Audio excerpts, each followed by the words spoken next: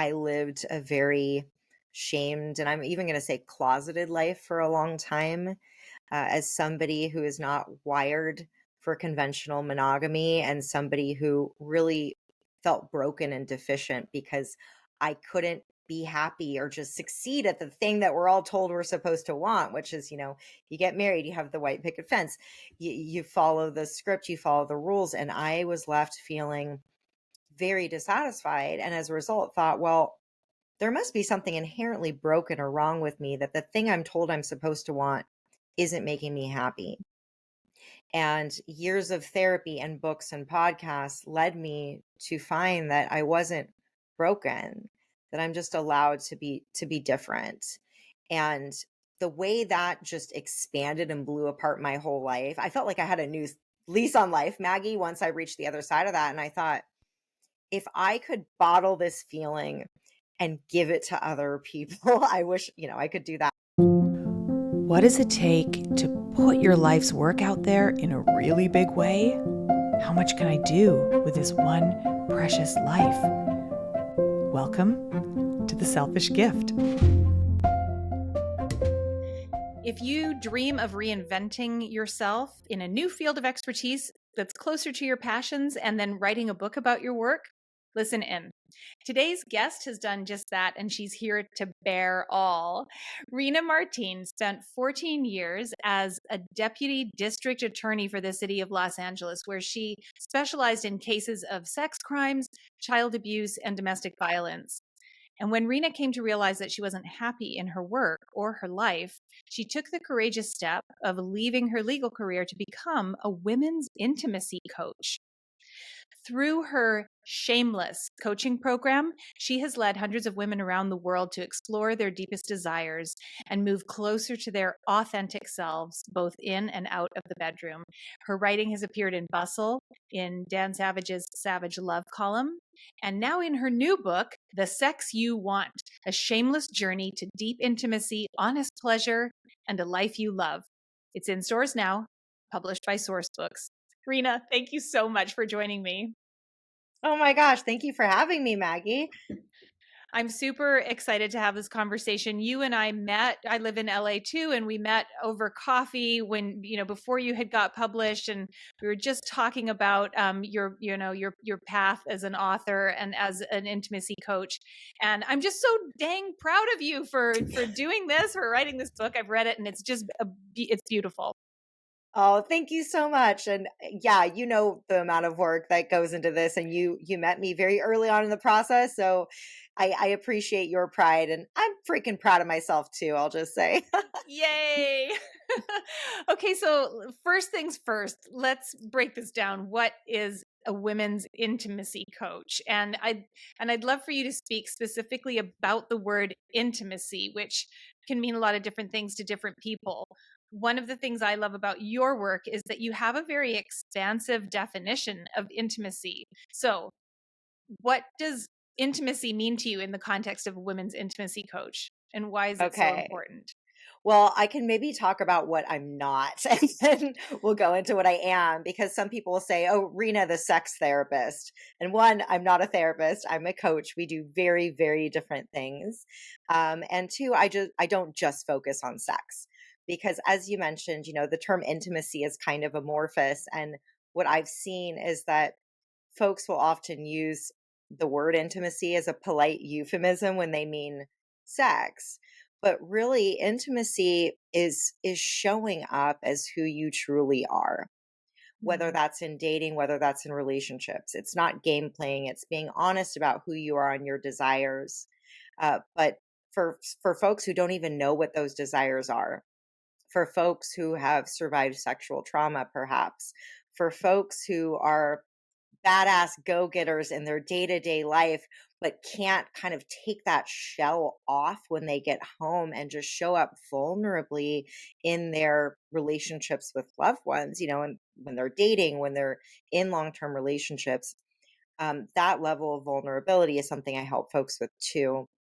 I also help couples who have strayed apart. So intimacy shows up in so many ways, but it's also how you show up in the world. So an example I give is saying fuck it and wearing the bikini to the beach anyway, that is intimacy. It's you just showing up unapologetically as who you are in your relationship to yourself, your relationship to the outside world, and in your relationship to other people too. That's a beautiful definition. And just let's be clear, it's also about sex, Yes, that too. Yeah. which is so Yeah. important. It's so important, right? It's where the rubber hits the road for a lot of this, whether we're, talking about um being our authentic selves, revealing what is inside of us to another person, right? And there is Yeah. arguably no place where that is more sort of on the table than in the bedroom. But I want to Correct. circle back to something you said a minute ago. You're not a sex therapist, you're a coach. And can you please tell us what the difference is? Sure. So, on a kind of big picture level, as far as what we do differently, so coaching is designed to get you to functioning baseline, and it tends to look to the past to get you just back to normal. So do Um, you mean therapy is? or sorry. Yeah, Yes, yeah. therapy is. Therapy does that. Yeah. So like for example, the analogy I like to give is you've been in a bad car accident, okay, and say you busted up your knee really bad. You would go to a physical therapist so that you could get back to your day-to-day activities and your Uh-huh. life. But say then you wanted to run a marathon. You wouldn't go back to the physical therapist. You would hire a trainer or a coach to help you reach your goals. And yes, this coach or trainer is going to know, hey, I had this knee injury a while ago. And so it's not as though the past doesn't exist, but really when you work with a coach, it is forward directed.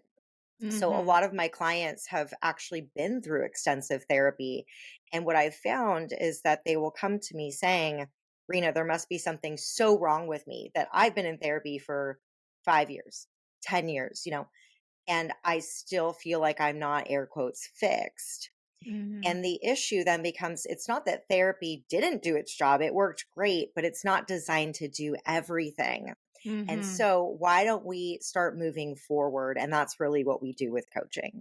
Some other key differences is that we're allowed to share our stories as coaches in a way that therapists are somewhat prohibited from doing. And when it Mhm. comes to sex, one of the best ways I found to resolve shame as women is from hearing from people like us and not just having someone across from us who's kind of nodding their head, but Right. someone who can say, yeah, I've been there myself.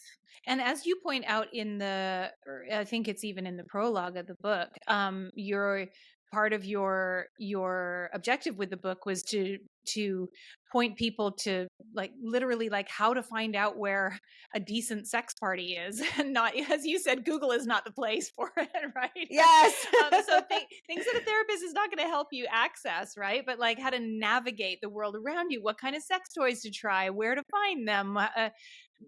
Lots of practical stuff where the rubber hits the road. Yes. Or Exactly. Not just, okay, go home and think about this, but no, do this because right. people want concrete action steps. And so that's why in the book itself, I don't hide the ball. I'm like, try this app, go to this porn Mhm. site. Mhm. It's giving as much concrete guidance as I possibly can so that you don't have to spend all your time on Google sifting through what can often feel like a voluminous, overwhelming amount of information. Right. One question in your book that just really struck me, and I just love it so much. It's a question that you ask your audiences and your clients when they're embarking on this journey to get to know themselves better. The question is, what would your life look like if shame weren't an option? And you are making really this claim about your life, not just about your sex life but your life. You're making this claim in the book that reclaiming your sexual desires and identity, it can be a gateway to freedom and empowerment in other areas of life. So what is the connection between authentic shameless self-expression in the bedroom and general fulfillment in life? Yeah. I think, especially as women, when it comes to sex, sex is the most hidden and often shameful part of who we are. And if we can become shameless in the bedroom, if we can say, hey, you know what? I'm speaking up for myself, how my body works, what I want, what I need, what I don't want, what I don't need, what I don't like. If you can use your voice in the bedroom when it comes to the thing that we are told not to use our voice about, then you can use your voice anywhere. And I saw how, this showed up in my own life, and I've seen this in clients' lives too, where it's like, hey, we're talking about sex, and now all of a sudden I want a career change, because Mhm. if I'm now giving myself permission to really hone in on my most secret, deepest hidden desires when it comes to sex, yeah, what do I actually want when it comes to the rest of my life too? It's so amazing. My God. Yeah. So, and we're going to get into a little bit about your personal journey. You had a real turning point moment in your journey. But let me ask you, why does this work matter so much to you? Working with women around sex, freedom, and empowerment. Why personally does this matter to you?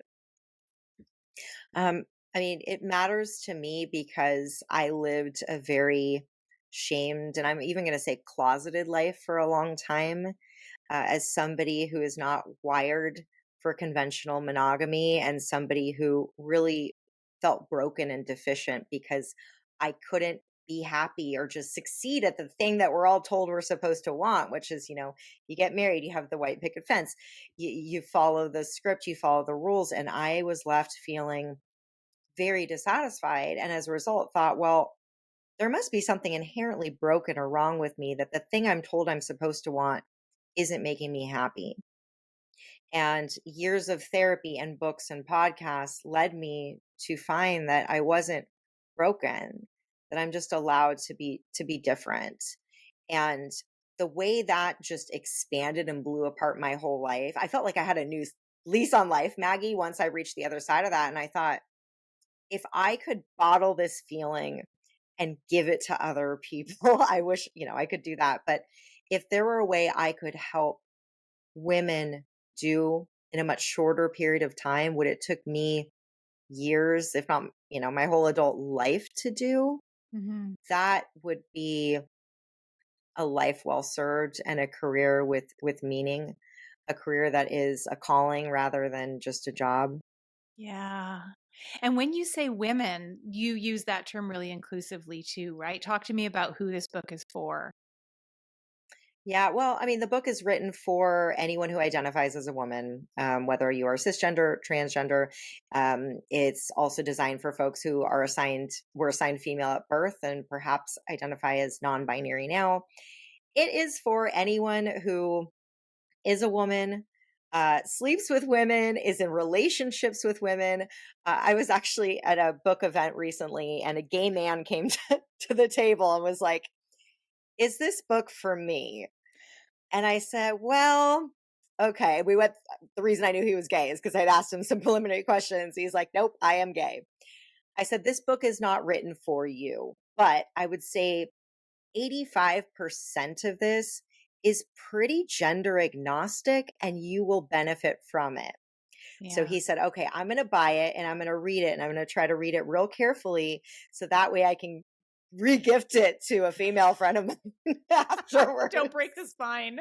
Right. Yeah. But and you're also you what I love about this book, another thing I love about it is that you are really, really it's a big tent in terms of, I mean, women are not one kind of monolithic block of humanity, right? Where, even within those various identities that you just called out, there are also just this huge diversity in terms of our sexual appetites, our sexual orientation, what kind of relationship structure we thrive in. And it just goes, or our sort of our adventurousness, all kinds of things, what kind of life experiences we've had, our background, and our trauma, our conditioning, all of that. Yes. And you have really written this book to embrace and include um, all women, whatever their experience, background, or interests. Yeah. Yeah, because I mean, my clients have really just spanned the sexuality spectrum. They have spanned the educational and income spectrum. They have spanned the globe, as far as religious backgrounds, races, ethnic backgrounds. So no two women are alike. And I really try to give folks an opportunity to embrace what makes them unique and then Hmm. share as many stories of as many different women as I possibly can to show what that vast array looks like for folks too. And so you include in the book some pretty straight talk, no pun intended, but some very direct language about some racy stuff. And I'm not. We can discuss anything on this show. By the way, there's no we're not trying to be on kind of family time public television or whatever. um, but so you get into some really frank discussion about kinks, about sex parties, about sex toys, anal sex, all kinds of stuff.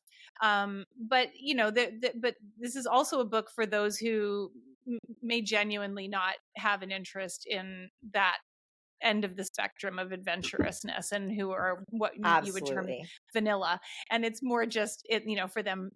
It's not about how yeah going to orgies or opening their marriage or anything like that. It is really about just even communicating with their partner more effectively, and ultimately that starts with being honest with themselves, which is just beautiful. One of the things that it's kind of like a motto, I guess, or I don't remember if this is a chapter title, but you say in the book, don't yuck someone else's yum. And so as Hmm. a reader going through this book, if you were kind of nervous about this topic to begin with, you might peek at it and see like uh anal sex toys, parties, blah blah blah blah blah, and go, that's freaky for me, Hmm. or the kind of ethical non-monogamy or open marriage. But you really encourage the reader to go into this with an open mind. What does that mean? Don't yuck someone else's yum. And why is it important for the person doing the reading, as well as, it's not just about not hurting the feelings of someone who isn't in front of you. It's really Right. about going into it with an open mind, right? Say more about that. Yeah, and so my big thing is curiosity. That's a big theme throughout the book, and I start by saying curiosity is the antidote to judgment. And so Mm, even if you know right off the bat, this thing is not for me, like say ethical non-monogamy. The good news is this is not a whole book on ethical non-monogamy. There's one chapter on that. There's a chapter on kink, and those kind of typically siloed topics that you would have to get a whole book on one of those things. I've included in this general book because the data is telling us that people are either doing this or fantasizing it, and those numbers are going up year after year. So, what yeah. I encourage readers to do is even if you know right off the bat, this section does not apply to me, I say be a good ally then, because chances are you know someone who is perhaps doing this and not talking about it because of fear, because of shame, or you know someone who will probably be doing this at some point. Hmm. So that's where I come from. And you may discover stuff that you thought definitely wasn't your thing that ends up being your thing. I can say that happened to me a lot. Or, but just being in the know and being aware and being curious and being a good ally so that people see you as a safe space and Yeah. so that they don't feel like they have to hide in the closet and in the shadows like I did for so long. And I think that what you pinpointed about discovering maybe like a disowned or buried curiosity that you do hold, that could easily be masked by a knee jerk reaction that says, like, oops, I'm in the wrong book. This is not for me. You may find on a closer read that you do have some curiosity, a little bit of a response to the material that you're reading. And it was really eye opening for me in that way. I was surprised to learn in the book that 93% of women experience sexual submission fantasies. You also make a connection in the book, and I think this is a really important reason to stay curious. You make a connection between, in some cases, repressed or suppressed sexual desires and sexual trauma, or you might have a desire that is then complicated by a trauma response when you get close to it or think of it.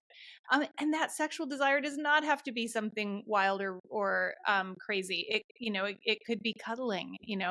Hmm. And so I love that there's a very beautiful chapter that you've written dealing with this head on and helping readers to take what you call the babyest steps toward accessing some of those potentially shame bound desires in a safe way. I think it's the rewrite your story chapter Yeah. or around there. Can you talk about how we can access some of those disowned feelings and fantasies in a way that feels safe, and also tell us about the risks that may present themselves if we push ourselves to go too far too fast? Yeah. So, in the broader discussion of trauma that I have in the book, there's a chapter called "Give Your Trauma a Home," because what I found is that folks, when it comes to triggers, meaning the things that cause us to go into a trauma response, that a lot of folks will just avoid sex, right? They will avoid it because it's like, well, I don't want to go into the trauma response. And so I'll give you an analogy that I give in the book, and it's just kind of the easiest for people to understand what I mean when I say baby steps in terms of restaging the trauma. Is say you got into a bad car accident on the freeway.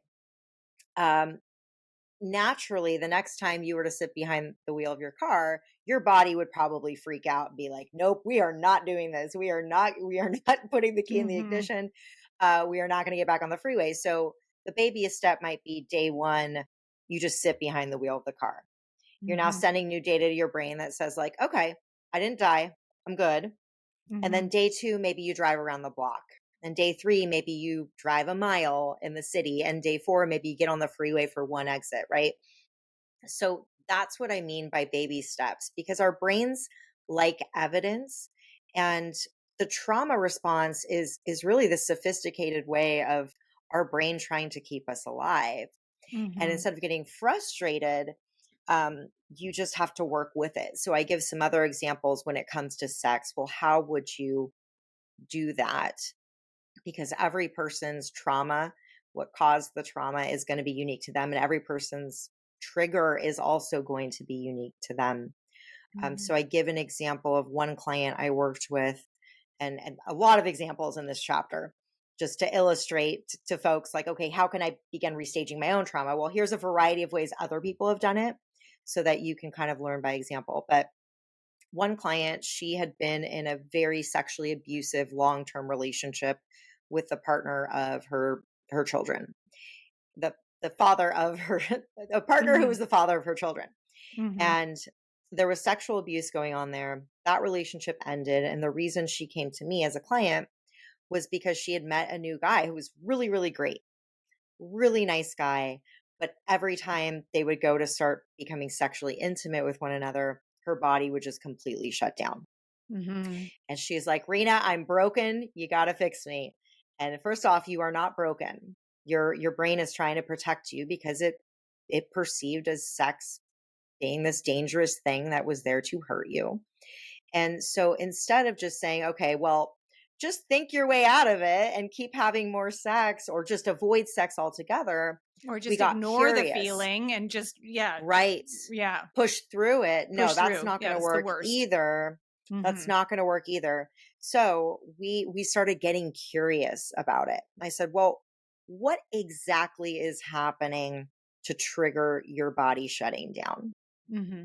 She said, well, it's happened when he starts to undress me. So when he starts taking off my clothes, or when I'm in missionary position. So when she was on her back.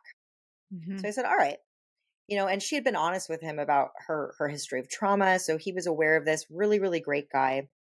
And so at my encouragement, she had a conversation with him and made a request, which was, for the time being, can I be the one to take my own clothes off? And can we take missionary off the table? Great. And yeah, he was like, yes, we can do both of those things. And within a matter of weeks of her now having sent new data to her brain that says, oh my gosh, this is your body and you actually have control over it, she then went back to requesting missionary. So, because it was her choice this time. And Mm-hmm. that's really what we mean by restaging, is you're doing the thing you're restaging the thing that was dangerous, but you're removing the X factor that made it dangerous. Right. So If it's you not want to, right. and that's the other key If you part, want to. right? If she had said, "You know what? I don't enjoy the missionary position. Can't get off." You know, or Yeah. whatever.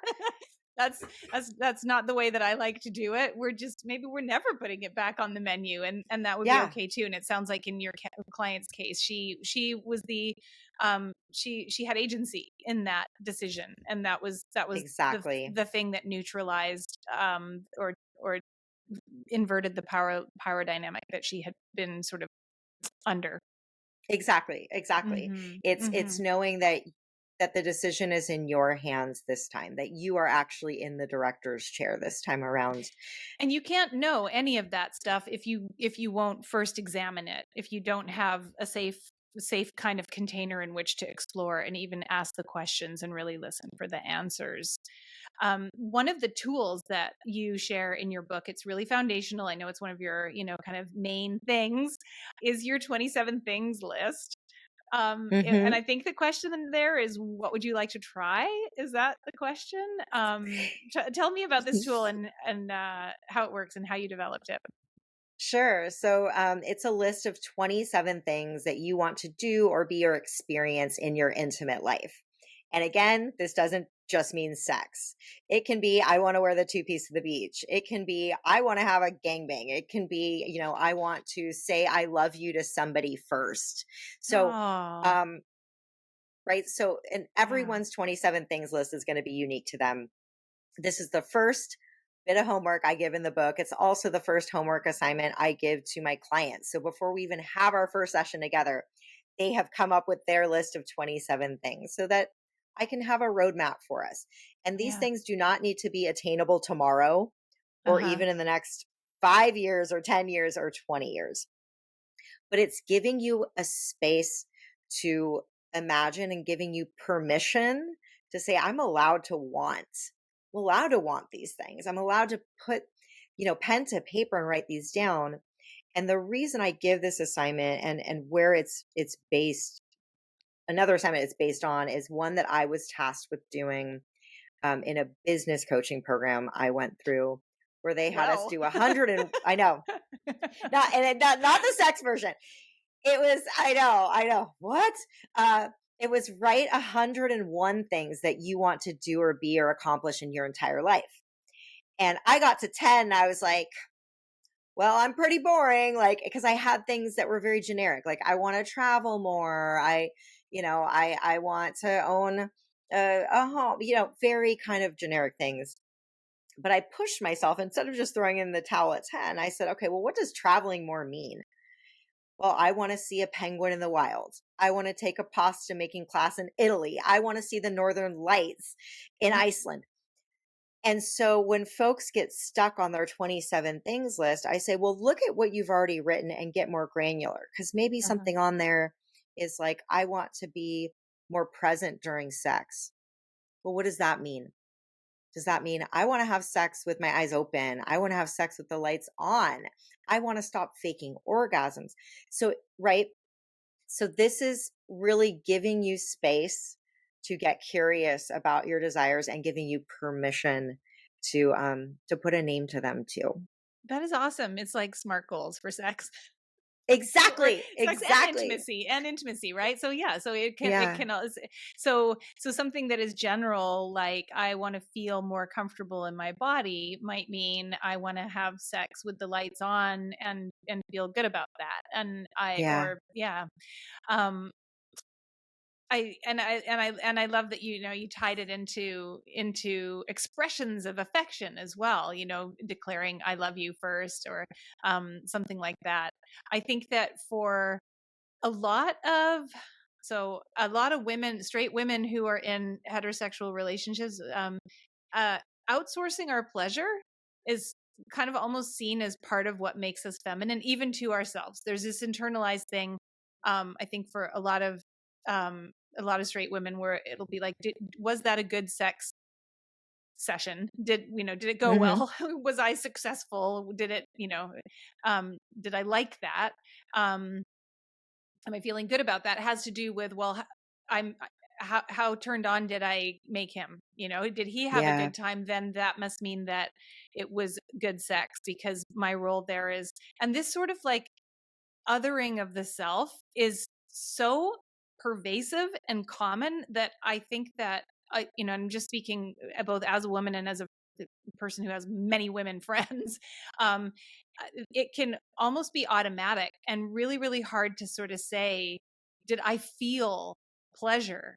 You Hmm. can say like, no, I mean, I felt hot. Like he was like, oh, he couldn't help himself. I drove him wild. And it's like, which part of this is about you feeling aroused and then satiated?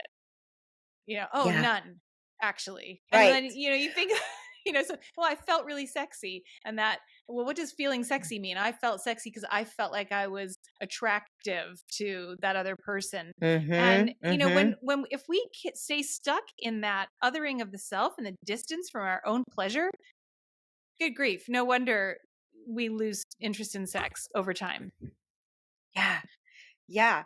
And when you say outsourcing, just the language that we use, like I gave it up, or I'm gonna put out, or he took my virginity, Right. just that, words like that, they perpetuate this idea that sex isn't ours, right? It doesn't Right. actually belong to us, that we don't own our pleasure, when, newsflash, the clitoris is the only part of the human body whose sole purpose is pleasure. In It either serves in either sex. in Right.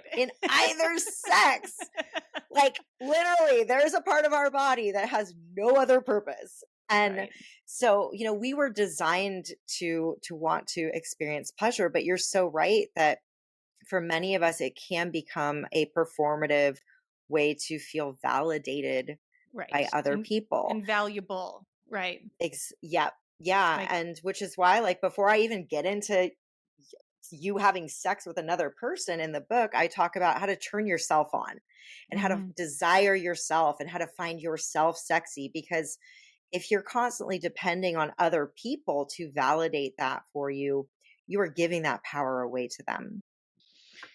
Can we just talk for a second about bisexuality and same sex attraction? So, I read Yeah. that part of your book with great interest because I'm queer, I'm bisexual. I've had partners that are male and partners that are female. And I know that for myself, developing a relationship, a romantic and sexual relationship with another woman was a giant doorway into my own self knowledge and my own understanding. Also just unlocked lots of capacity for pleasure. And you had an evolving concept around this where you had attraction to women, but you didn't think at one point that you were a quote unquote real bisexual, just a woman who found other women attractive sometimes. um, Talk to me about that, because I know that there's just a lot of ladies out there who would describe themselves that way. Yeah, and the data is telling us that year after year, more and more women are reporting same sex attraction, and men's rates have stayed relatively constant over the past few decades. That's Um, interesting. yeah. So what I'm finding is that there are women who later in life are like, hey, I think I might actually not be straight. And what do I do with this? Like, I don't feel like I can pass or belong in a queer space, if there even are any in your city, because lesbian bars have closed down at a Hmm. staggering rate. We have a few new spots here in LA, which is really great. But, I know what that felt like, of feeling like I was too much of an outsider, and now I'm like a part of the queer community here in LA, and it's wonderful and great, and part of this was just my own insecurity around that. But Hmm. if you are somebody who has same-sex attractions but limited experience exploring those, there is a chapter for you in the book, Yeah. because no one's really telling you how to do that. And I've been there, and I can kind of show you, here are the apps to use, here are some websites to go to try to find events near you, type of thing. Um, but regarding the sex itself being different, there is no orgasm gap with same-sex couples, Maggie. Like, this Yeah. is there. Yes, sex with two women together, two folks with vulvas together, is going to be a lot different Yeah, I think it's something that, yeah, I can't remember what the statistics are, but it's shocking. It's like we actually catch up with the boys when we Mhm. just also sleep Yeah. with girls. It's kind of amazing in that way. I think that if you're curious and you're interested, then you might benefit from acting out that interest in a safe and consensual way. For sure. Yes, Okay, yes. let's move on. So Try then anything actually once. this is a good segue into the next thing that I wanted to ask you about. You have a line in here when it comes to sort of like what am I interested in, that you can't crave we can't crave what we don't actually crave. And so Mhm. learning what you honestly want to say no to is a really big is just as important as knowing what you want to say yes to or want to bring Mhm. into your life. But when it comes to dating and relationships, what advice do you have for people who are worried or that they just know point blank that their partner is not into the same things that they are? And how can you bring up those new ideas if you Mm. suspect that your partner is going to be one of those ones who's like, that's a yuck for me. Mm. Well, okay. So I would say you might be surprised because I see a lot of people making assumptions about what their partner is or is not into. You might be surprised. I think getting curious about why you're into the thing you're into, and I'll give you kind of an example what I mean by this. I was working with a couple recently. The wife is like, I really want us to open up our relationship and start having threesomes. And the husband was the one who was like, I don't want to do that. I'm supposed to be enough for you, kind of thing. Okay. And when we dug a bit deeper, because I said, sure, I can help y'all open up your relationship, but it sounds like that is not what he wants. But why don't we see what is it about you opening up the relationship that appeals to you, to the wife? Hmm. And it wasn't, well, because I'm bisexual and I really want to have sex with other women. It wasn't that. It was, I feel like I don't get enough attention from him when our time is spent together. He's on his phone a lot. Like, I feel like I just need someone else in my life to feel like I'm getting affection for them. I feel like Oh. I'm not having orgasms all the time we hook up. I feel like I Mm. just need some more sexual novelty there. So all of these things that had nothing to do with bringing a third person in. Interesting. So right? And so now they're doing great, by the way, and they have not opened up their relationship. But they're like going to sex parties. They're doing all kinds of fun stuff and having better dialogue, better communication in They're terms going of to just sex parties, emotional but intimacy. not. They're going to sex parties, Just but not watching. just not mixing with other people. But they're just going as a Yeah, couple together, right? Okay. Wow. Yeah, that's right. so interesting to look at. Why do I want that? And is that the only way that that need can be met? Um, Exactly. but Rena, Exactly. It's like in your mhm. particular case, when you sort of embarked on this journey for yourself, what you found was that you did want a non-monogamous relationship, and you were married at the time, right? Yeah. And you eventually came to the decision to leave that marriage. Yeah. What Yeah. was that? Um How did that play out? And was how do you know now that that was the right thing to do? I am wired for non-monogamy in the same way that if this client who I just discussed, for example, was like, I am bisexual and I am not going to be experiencing and living out the full range of my sexual expression and who I am and my identity if I can't sleep with both genders. Yeah, I realize I'm not wired for conventional monogamy, and my now ex husband is. And Hmm. so we went through therapy, we did workshops, we tried all the things, and ultimately it ended at this kind of impasse. That is not a baby that you can split. Yeah. He said, I can't feel safe in a relationship that isn't monogamous. And I said, well, I don't feel that I can be myself in one that is. And that was hard because it took me years to be okay saying that about myself and acknowledging that out loud. And it would be like if I had said I'm a lesbian and you're a man and you can't change the fact that you're a man and I can't change the Hmm. fact that I'm a lesbian. And he gave me a lot of grace in that and said, I'm not going to shame you any more than you have been shaming yourself. And I want you to be happy. And I'm sad that that's not going to be with me. But yeah, there was no baby steps with us. Like, let's Yeah. try opening things up here. So And as I've been hard living as my it may life very be different. as hard as it may be to have that conversation or come to that that impasse, when you're on the other side of it, you are more deeply inside of your own authentic self, and Yeah. that is a gift that isn't comparable to any limited circumstance. So how you were working in the DA's office for 14 years, and now, like, flash forward, I don't know, I think it's only been, 5 years or something since you left that role, right? Hmm. Yeah. Now you are an intimacy coach, an author, you have an online community, you've got you've got a real a presence on social media. Um, how did you make this shift? What was that like? Well, I'll try to make the long story as short as I possibly can.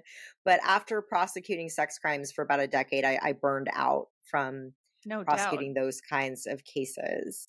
And that eh, I started prosecuting other kinds of cases within the DA's office. So for a time, I was in a unit that went after bad cops. So anytime there was um, crime committed by sheriffs or police officers, our unit would go after them.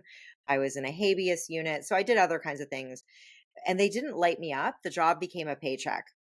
Mhm. And that was a moment where I realized that I need to feel like I'm helping people and making a Mhm. difference. Like, I'm definitely a helper. And I had gone through my own journey of working with my therapist and coming out the other end and ending my marriage, and thought to myself, what if I could help people in a different way, in the way that my therapist had helped me? And so the plan at the time was I was going to go back to school part time to obtain licensure to become a therapist, and essentially wait until I turned 50 at the DA's office when I could collect my pension and just basically roll into a new career from there. And so that that would have been another decade of my life at the time, like 12 years. But that was my kind of long term plan. And then the pandemic hit, and I was like, I don't want to waste 12 years of my life being in a job that, it's like in this kind of holding pattern. I wonder if there's a way I could start helping people now.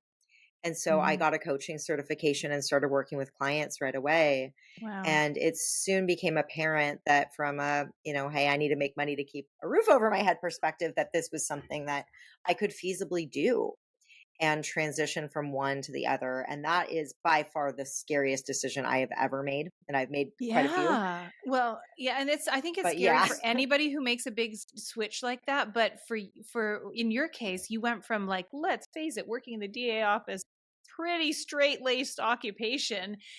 Now you are not just an intimacy coach, but public about it online, you dyed your hair pink and all of these Yeah. things. Tell me about this sort of, like, um I know that there are people out there listening to this and thinking, like, yeah, I'm just in such a tight box in my role, in Yeah.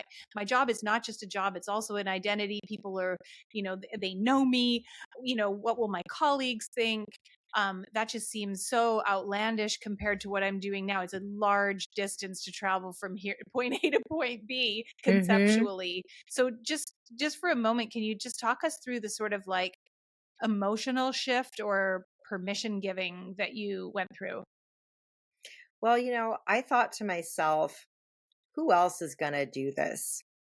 I don't have children, right? I don't have a mortgage or really expensive car payment to worry about.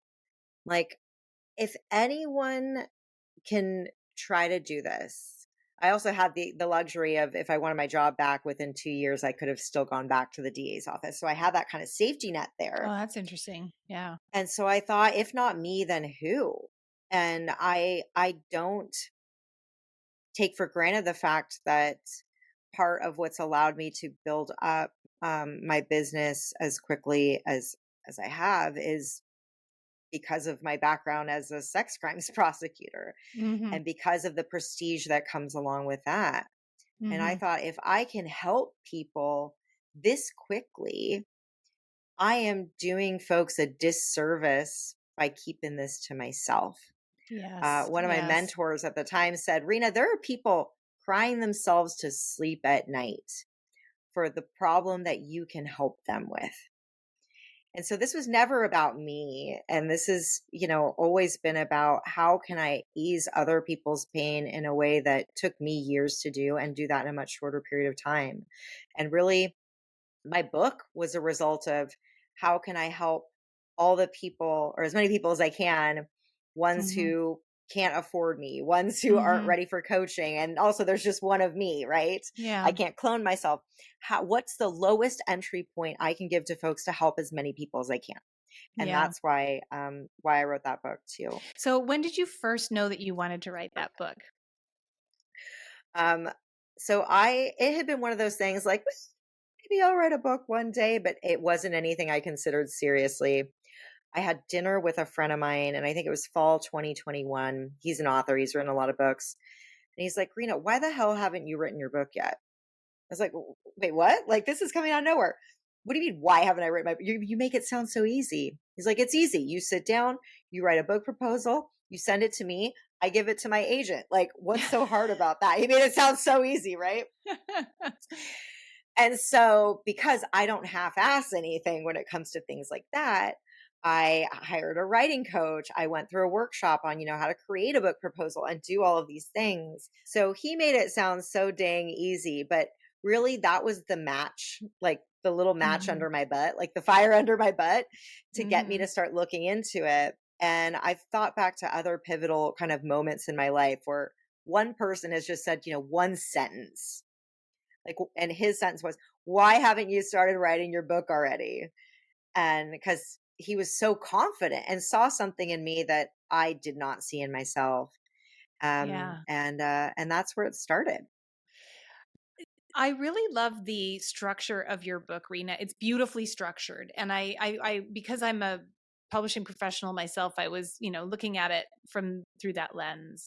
And what I Mhm. noticed is that you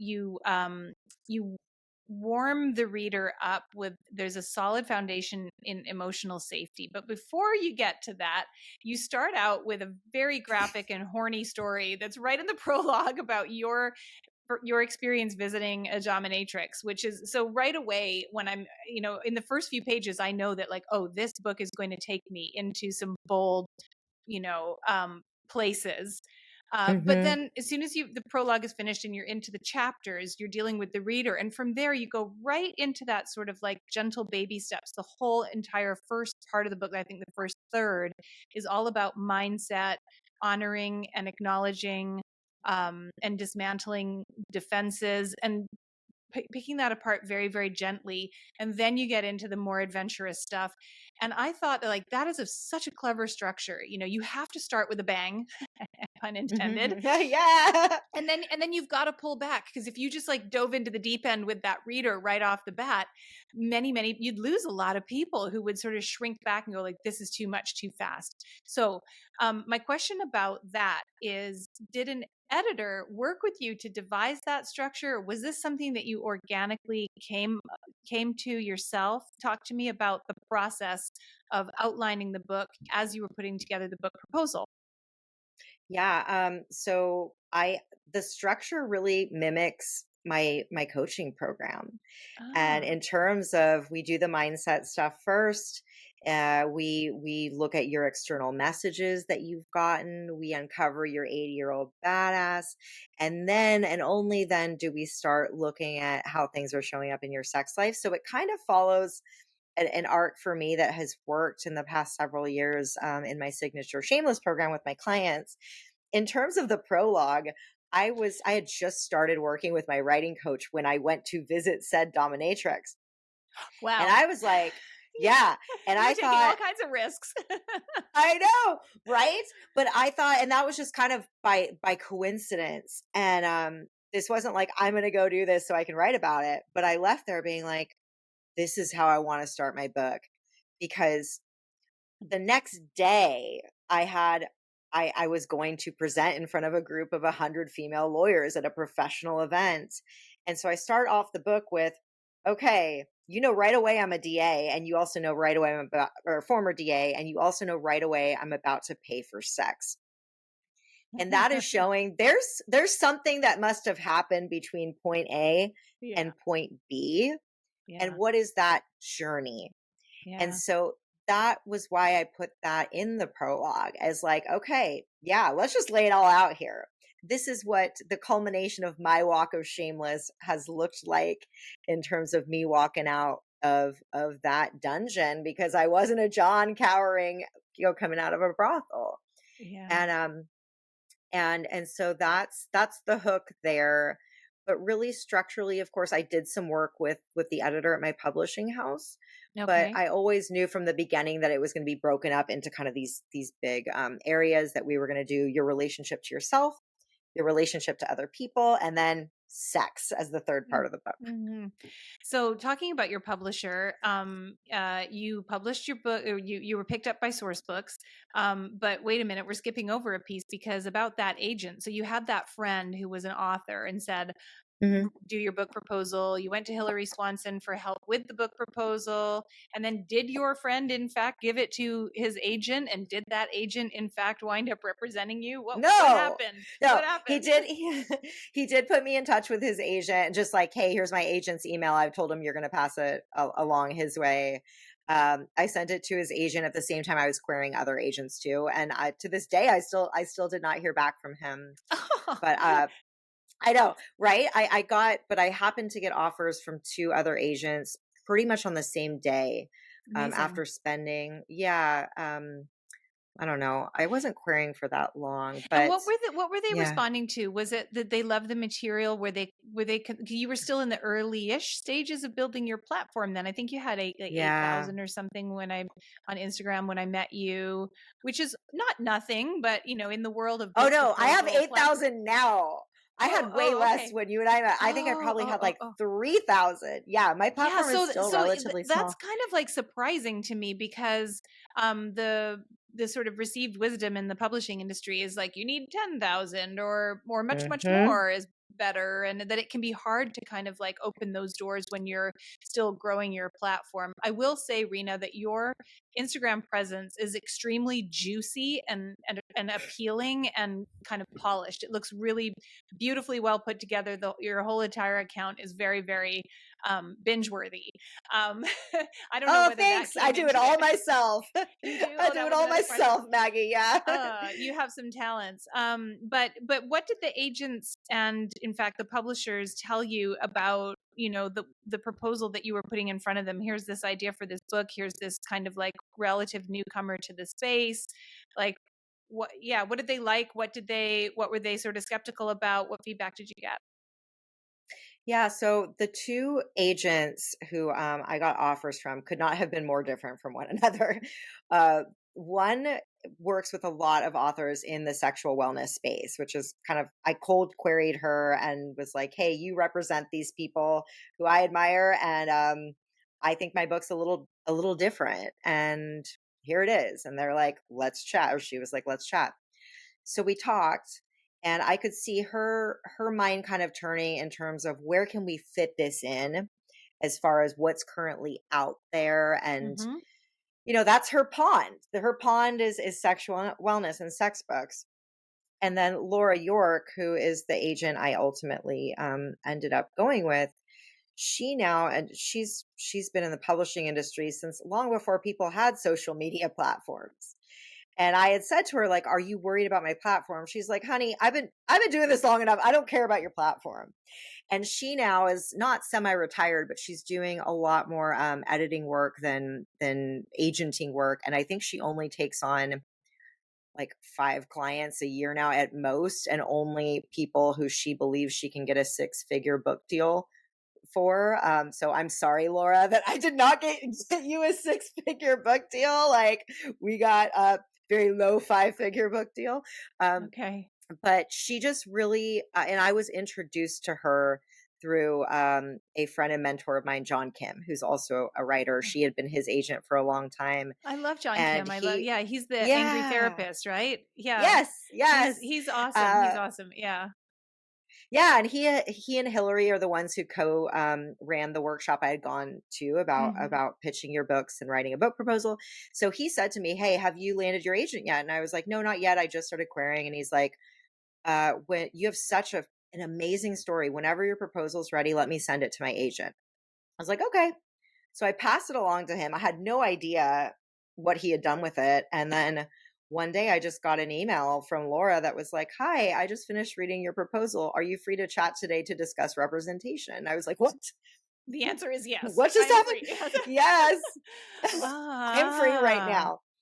And Ah. she really believed in it, I think, very optimistically, and perhaps her lack of concern with platform um, was a bit misguided because publishers care about that kind of thing. Yeah, they really do. I mean, they do because that's how the word about the book gets out. It's a big part of how the word Yeah. of the book gets out. But they saw enough in there to overcome that, and they felt that they could sell it, and the consumers would buy it. Yeah. Wow, that's yeah.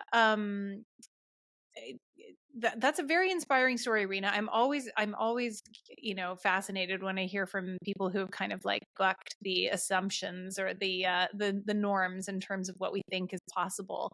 Um, Let me ask you a question about uh your promotion of the book, and particularly through your publisher. So with this platform that you have, obviously you're letting your own community know about it. You're doing stuff to promote it. Have you put your own money into the book launch? Has your publisher taken that on for you? Like how has that worked? Yeah, my publisher has been absolutely amazing. I have And this is not put Source any Books. source books, yeah. Mhm. And I've spoken to so many authors who've said that their publishers did nothing for them when it came to marketing and publicity. Source Books has believed in this project, and I have an entire marketing and publicity team behind me who That's have been wild. incredible. Yeah, Yeah, it's I have not unusual. paid us it's very unusual to where my Yeah. agent was like, "Are you sure they're gonna pay for to send you here and do these things?" I was like, "Here it is in writing, Laura." She's like, "This is unheard of in this day and age." And so, Wow. Wow. we had our book launch party here in LA at the Rip Goddess, earlier in February, and they footed the bill for wine and for our catering and to have a professional photographer there. They paid for my Uber to get there. I mean, stuff that I would have paid for out of pocket because of course I want to have a party and stuff, but like they believe in the power of in-person events. They did really fantastic outreach to podcasts and newspapers and that kind of thing. I have not spent any money as far as PR goes. That's remarkable. And just for everybody out there listening, that's not the way it usually goes. That's super, That's what I'm super saying. unusual. Source books Yeah. is so good. Like Well, source and books, be yeah. careful because I just know that there must be a Sourcebooks editor, acquiring editor, sitting over there listening to this podcast and saying, like, "Shh, not for everyone," Uh, okay. Okay, okay, okay, okay. Maybe not for everyone. necessarily the case. For whatever reason, they must have calculated that it was an investment worth making for this book to kind of like help it break out, and that's truly incredible and awesome, and you deserve it. So Yeah, and I that's think that's Maggie, so great. I if I had to guess, because the advanced praise we were getting was from people who had really big platforms, that could Mm. have been what impacted how much juice they put behind the marketing of the book. Yeah, that makes sense too. You got some really solid endorsements, really, really great names Yeah. on there. Okay, well, we are wrapping up. I want to ask you one more kind of big question, and then Mhm. we have a couple little kind of practical matters to tie up. But Rena, can you tell me like how has I know that the book just came out very, very recently, but how has the writing of it and even the ramp up to its publication, how has this experience already changed your life or your identity, your thoughts about the journey that you're on?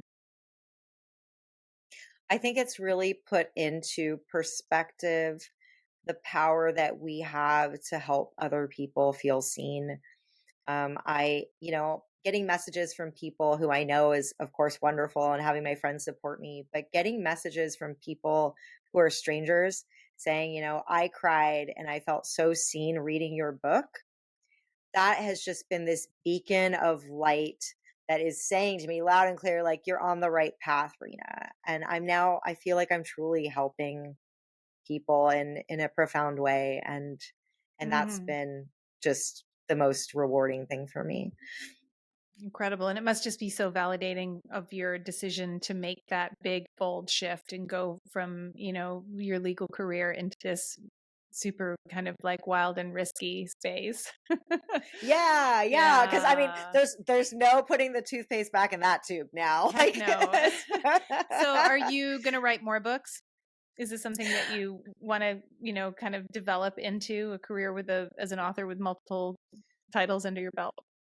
I would love to write more books if I felt like I had enough content to write another book right now. I just don't know that I do. Hmm. So right now I'm actually looking more to explore in other media, whether that's film, Okay. whether that's TV. I'm going to be consulting on a documentary project that's coming out. Yes. Um, yeah, which I'm very excited about. And maybe that's a game, right? Maybe that's me creating some of the tools. I also do consulting work with apps. So I would love to write another book when I have a very clear idea of what that book is going to be, and I don't have that quite yet. Right, makes sense. No, it just came out, and I hate when people are like, "Oh, you've just pushed a boulder up a mountain. When are you going to do that again?" And it's like, just give me a sec to catch my breath, Right, right. right? I'm still holding my newborn in my arms right Right, now. right. So, okay, so how can people work with you, find you on the internet, etc.? Yeah, you can find me on Instagram. I run my own account. I run my own DMs. You can shoot me a message on there or come to my website, which is my name, renamartine.com. Amazing. Well, and I'm going to put that in the show notes too, but it's always good to say, to speak it out loud in case people are not looking at the show notes. So thank you so much for that. The book is called The Sex You Want, and the author is Rena Martine. It is out now from the incredible source books. And Rena, this has been such let me just use the word pleasure. Oh, it's To been my speak with you pleasure today. too. Yeah, yeah. Congratulations, my friend. You're amazing and you're absolutely going places. Thank you for your Thank you, work. Maggie. I really hope this conversation has inspired you to give so much of your gift to the world that it expands you into your greatest possible version of yourself. Remember, it's not selfish just because we also benefit from it. And here's where I get to make a selfish request. New podcasts need all the help they can get. If you enjoyed this episode, please rate the show and subscribe to us on your favorite platform. Don't forget to follow us on Instagram at Selfish Gift Podcast. And send me a DM. I'd love to hear how you're sharing your gift with the world.